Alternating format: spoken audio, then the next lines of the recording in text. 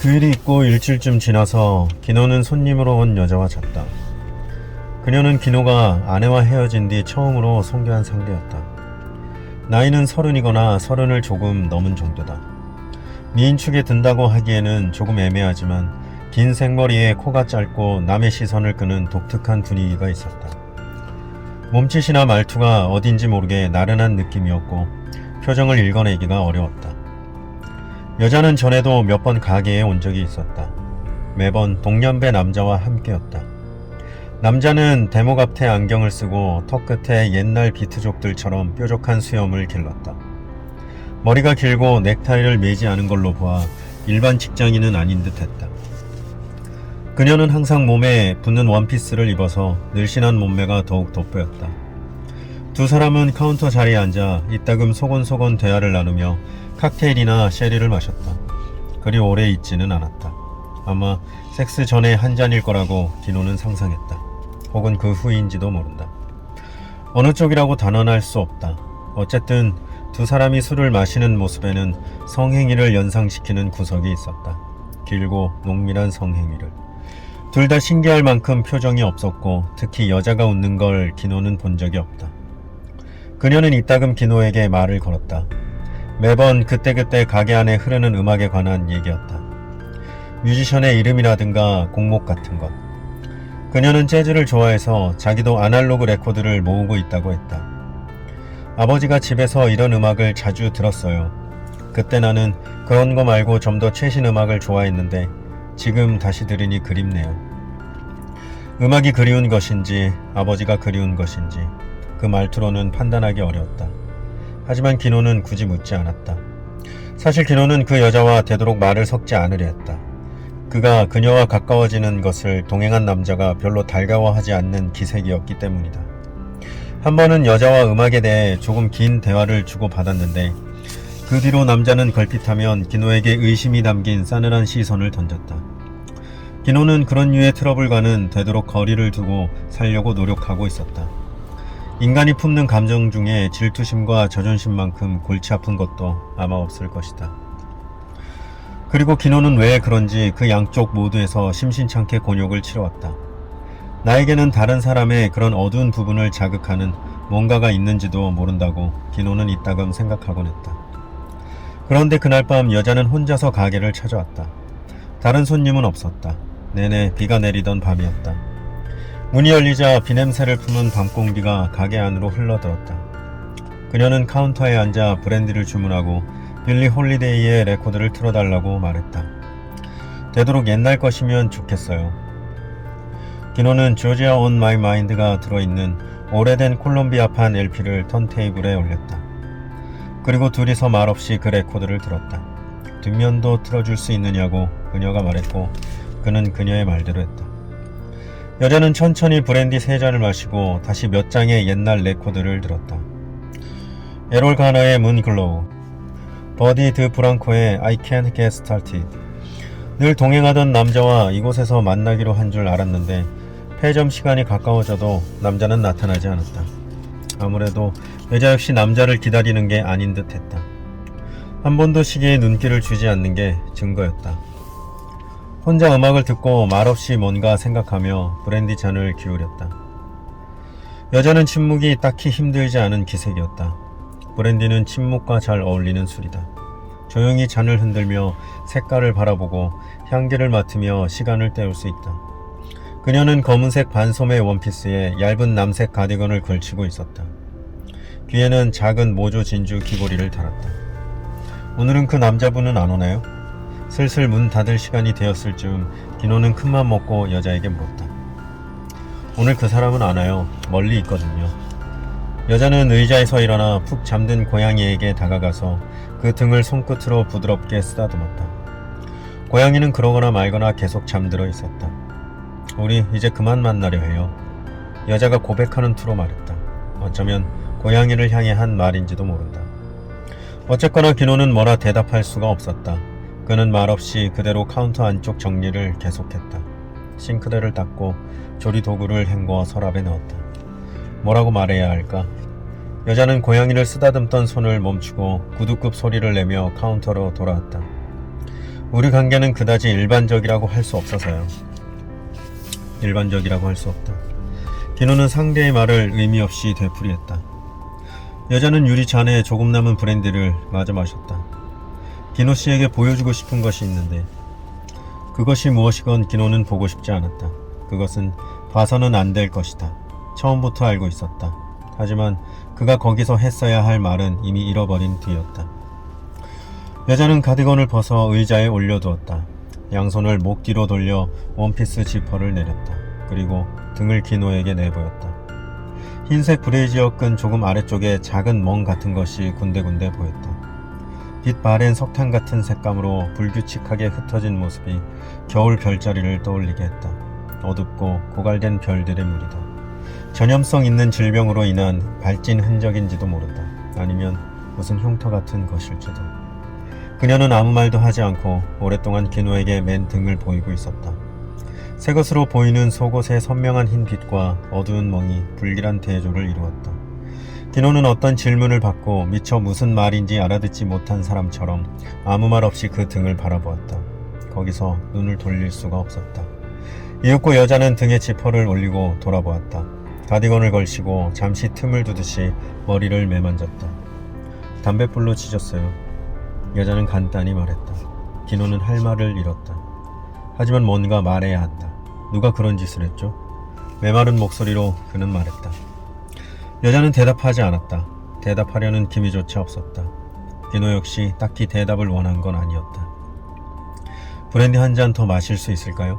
여자는 말했다. 기노는 그녀의 잔에 브랜디를 따랐다. 그녀는 한 모금을 마시고 가슴속을 느릿느릿 흘러내려가는 따스함을 지켜보고 있었다. 이봐요, 기노씨. 기노는 잔을 닦던 손을 멈추고 고개를 들어 여자를 보았다. 이런 게 더 있어요. 여자는 표정 없는 목소리로 말했다. 뭐랄까 좀 보여주기 힘든 것에. 그날 밤 어쩌다 그 여자와 관계를 가졌는지 기노는 자기 마음의 움직임이 생각나지 않는다. 그 여자에게 뭔가 평범하지 않은 구석이 있다는 걸 기노는 처음부터 감지했다. 무언가가 소리나쳐 그의 본능의 영역에 호소했다. 이 여자와 깊이 엮여서는 안 된다고. 더구나 등에는 담뱃불 자국까지 있지 않은가. 기노는 원래부터 조심성 많은 성격이었다. 꼭 여자를 품고 싶다면 그쪽의 프로를 찾으면 된다. 돈을 내면 그걸로 끝날 일이다. 무엇보다 기노는 그 여자에게 마음이 끌린 것도 아니었다. 하지만 그날 밤 여자는 명백히 남자에게 안기기를 간절하게 원하고 있었다. 그녀의 눈은 깊이를 잃고 눈동자만 묘하게 부풀어 있었다. 물러설 여지를 두지 않은 결의에 찬 번뜩임이 그 눈에 있었다. 기노는 그 기세에 저항할 수 없었다. 그에게는 그럴 만한 힘이 없다. 기노는 가게 문단속을 하고 여자와 함께 계단을 올랐다. 여자는 침실 불빛 아래서 급하게 원피스를 벗고 속옷을 벗고 몸을 열었다. 그리고 그에게 보여주기 힘든 곳을 내보였다. 기노는 저도 모르게 외면해버렸다. 하지만 다시 그곳으로 시선을 돌리지 않을 수 없었다. 그토록 잔혹한 짓을 하는 남자의 심리도 그토록 지독한 아픔을 견디는 여자의 심리도 기노는 이해할 수 없었고 이해하고 싶지도 않았다. 그것은 기노가 사는 세계에서 몇 광년이나 떨어진 불모의 행성의 황폐한 광경이었다. 여자는 기노의 손을 잡아 그 화상 자국으로 이끌었다. 모든 흉터를 하나하나 순서대로 만지게 했다. 젖꼭지 바로 옆에도 성기 바로 옆에도 그 흉터가 있었다. 그의 손끝은 그녀가 이끄는 대로 어둡게 굳어있는 흉터를 더듬었다. 번호를 따라 연필로 선을 그어서 도형을 그려내는 것처럼 그 모양은 무언가와 비슷한 듯 하면서도 결국 어떤 것으로도 이어지지 않았다. 그러고는 여자가 기노의 옷을 벗기고 두 사람은 맨 바닥에서 몸을 섞었다. 대화도 없고 전의도 없이. 불을 끌 여유도 이불을 깔 여유도 없이.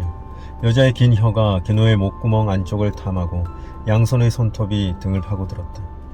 그들은 굶주린 두 마리 야수처럼 훤히 비치는 불빛 아래서 말도 없이 욕망의 살덩이를 몇 번이고 탐식했다. 갖가지 자세로, 갖가지 방식으로, 거의 쉴 새도 없이. 창밖이 뿌옇게 밝아올 무렵에야 두 사람은 이불 속에 들어가 어둠에 질질 끌려가듯이 잠들었다.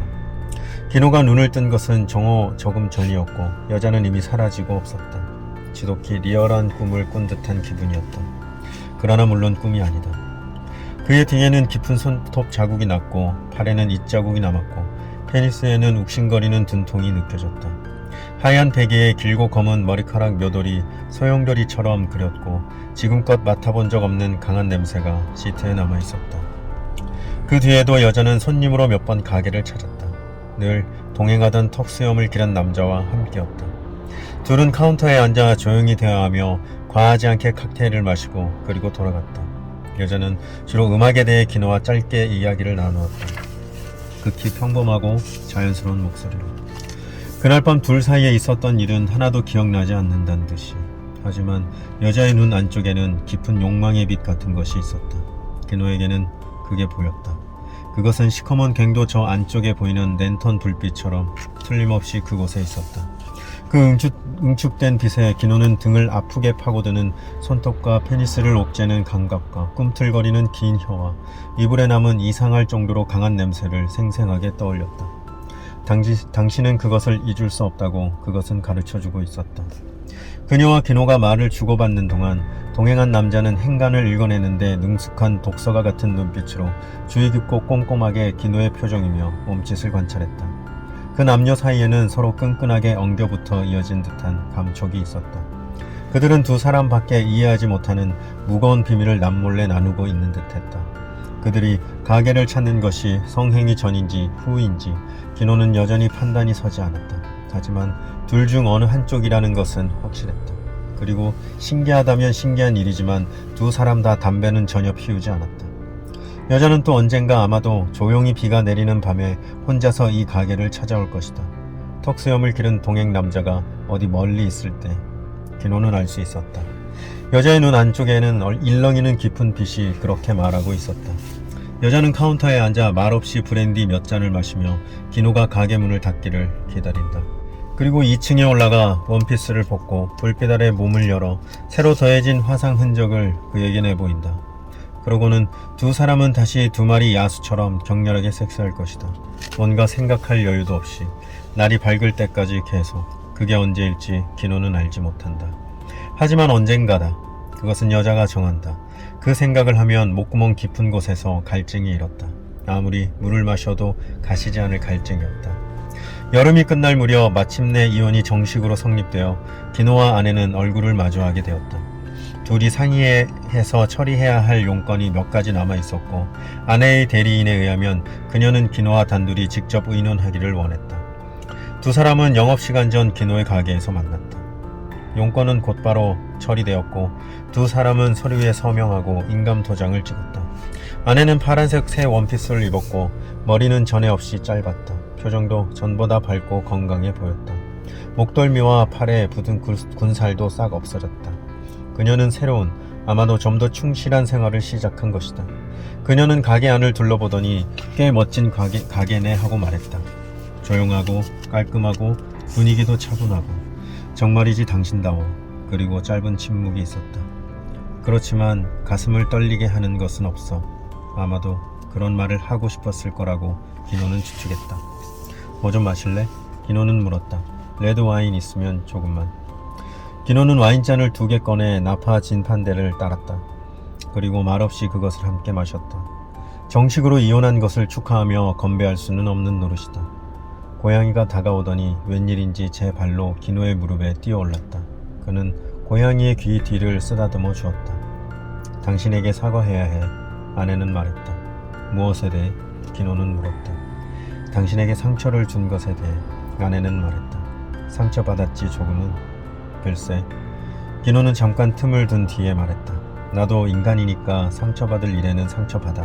조금인지 많이인지 그 양까지는 모르겠지만 얼굴을 마주하고 그 점을 분명하게 사과하고 싶었어. 기노는 고개를 끄덕였다. 당신은 사과했고 나는 그걸 받아들였어. 그러니 이제 신경 쓰지 않아도 돼. 일이 이렇게 되기 전에 당신에게 솔직히 털어놔야 한다고 생각은 했는데 도저히 말을 꺼낼 수 없었어. 하지만 어떤 경위를 거쳤다 해도 이야기의 결말은 같았겠지. 그랬을 거야. 아내는 말했다. 하지만 말을 못 꺼내고 어물어물하는 사이에 최악의 모양새가 돼버렸어. 기노는 말없이 와인잔을 입으로 가져갔다. 사실 그는 그때 일어났던 일들을 이미 거의 잊어버린 뒤였다. 여러 사건이 순서대로 생각나지 않았다. 낱장으로 흩어진 새긴 카드처럼. 그는 말했다. 누구 탓이랄 것도 없어. 내가 예정보다 하루 일찍 집에 가지 않았으면 될 일이었어. 아니면 미리 연락했든가. 그랬으면 이렇게 되진 않았겠지. 아내는 아무 말도 하지 않았다. 그 친구와는 언제부터 그런 사이였어? 기노는 물었다. 그 얘기는 안 하는 게 좋을 것 같아. 내가 모르는 게 낫다는 얘기야? 아내는 침묵을 지켰다. 그래, 그럴지도 모르겠다. 기노는 인정했다. 그리고 고양이를 내쳐 쓰다듬었다. 고양이는 목에서 크게 가르랑대는 소리를 냈다. 그것도 지금까지 없었던 일이었다. 내가 이런 말을 할 자격은 없지만 한때 그의 아내였던 여자가 말했다. 당신도 하루빨리 다 잊고 새 사람을 찾는 게 좋을 거야. 글쎄, 기노는 말했다. 당신과 잘 지낼 수 있는 여자가 어딘가에 있을 거야. 그렇게 찾기 어렵진 않을 거고. 나는 그런 사람이 될 수 없어서 못할 짓을 해버렸어. 그건 정말 미안하게 생각해. 하지만 우리 사이는 처음부터 잘못 끼운 단추 같았어. 당신은 좀 더 평범하게 행복해질 수 있는 사람이야. 잘못 끼운 단추. 기노는 생각했다. 그녀가 입은 파란색 새 원피스에 기노는 눈길을 던졌다. 둘이 마주 앉아 있었기 때문에 등이 지퍼인지 단추인지까지는 알 수 없었다. 하지만 기노는 그 지퍼를 내렸을 때 혹은 단추를 풀었을 때 무엇이 드러날지 생각해보지 않을 수 없었다. 그 몸은 더는 그의 것이 아니다. 이제 그것을 볼 수도 만질 수도 없다. 그는 그저 상상을 펼치는 수밖에 없다. 눈을 감자 무수한 암갈색 화상 자국이 그녀의 매끈하고 하얀 등 위에 살아있는 곤충떼처럼 꿈틀거리며 제각각 원하는 방향으로 기어가고 있었다. 그는 그 불길한 이미지를 떨쳐내려고 고개를 몇 번 좌우로 작게 흔들었다. 아내는 그 동작의 의미를 오해한 모양이었다. 그녀는 기노의 손에 다정하게 손을 포겠다. 미안해. 그녀는 말했다. 정말 미안해.